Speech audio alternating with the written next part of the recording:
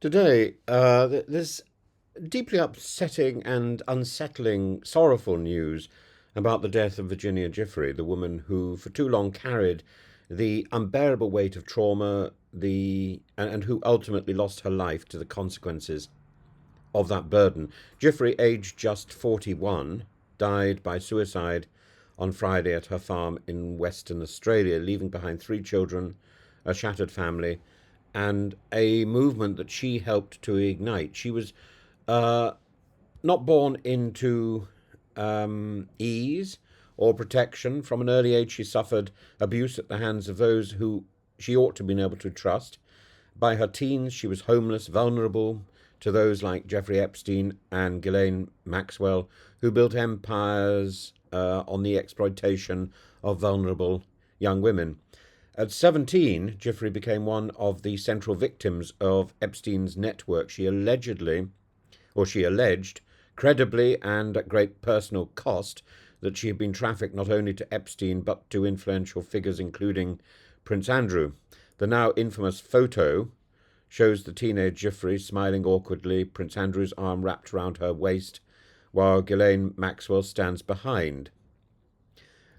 Virginia's courage brought her before the courts, before the media, before the world, not to relive her trauma, but to force an indifferent society to confront the monstrous abuse of power disguised as elite privilege.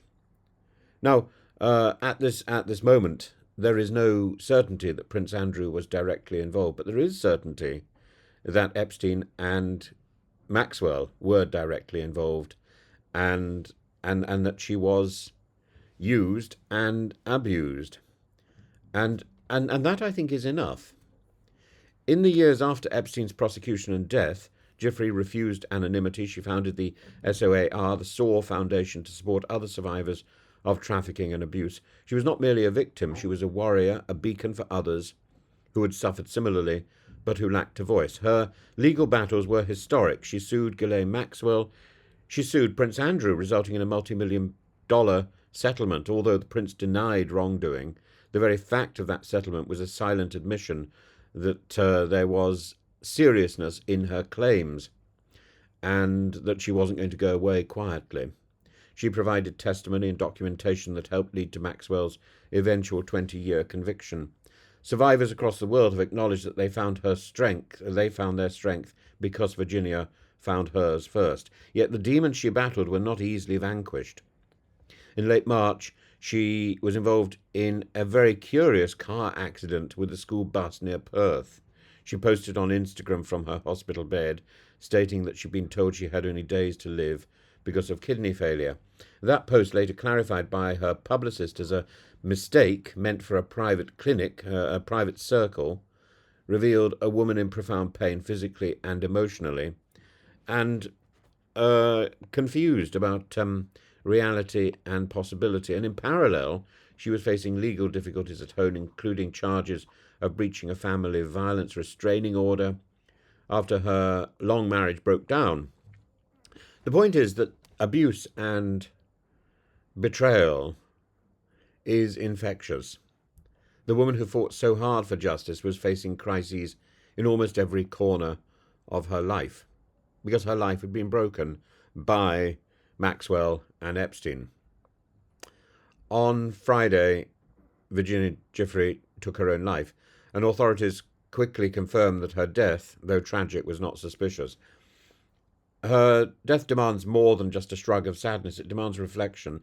It reminds us, in the harshest possible terms, that the trauma inflicted by exploitation doesn't end with a settlement, a conviction, or a newspaper headline. It lingers and lingers, and it corrodes the soul. Her family statement couldn't be clearer. The toll of abuse became unbearable. There will no doubt be those who attempt to diminish her, who question her story now that she can no longer defend it. They should be met with the full force of the truth. Her bravery exposed evil. It's not clear what that evil was, but that's the point of evil. That's the point of it.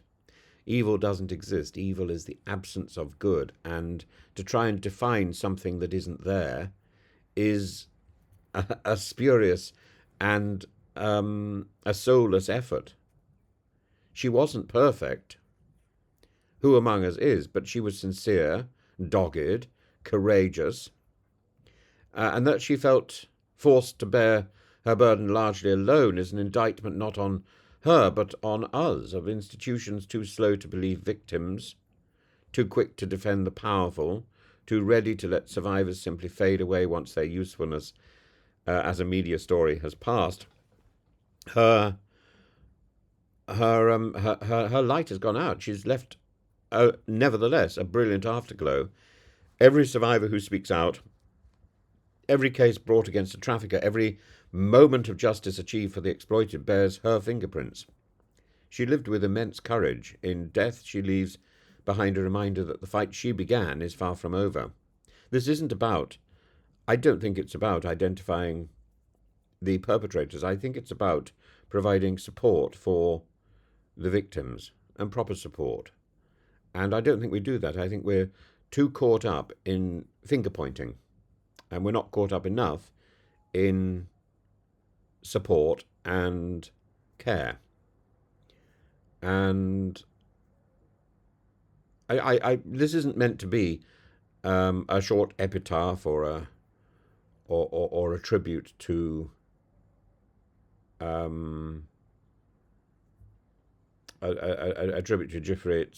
It's meant to be simply a question about whether as a society, whether we're in Australia, America, the US, wherever, the UK, wherever we happen to be, are we actually approaching this subject correctly? It's the same for many issues which involve the law. We are very quick to find the person who's done it, and then the victims are left behind. If you've ever been a victim of theft or burglary, you will know, you will feel that familiar sound. Oh, we've caught the victim. Yeah, but I'm still without all the things that were taken when you've been assaulted. There's, what, two sessions with a second-rate psychiatrist. It's not enough. We're not doing enough to help the victims.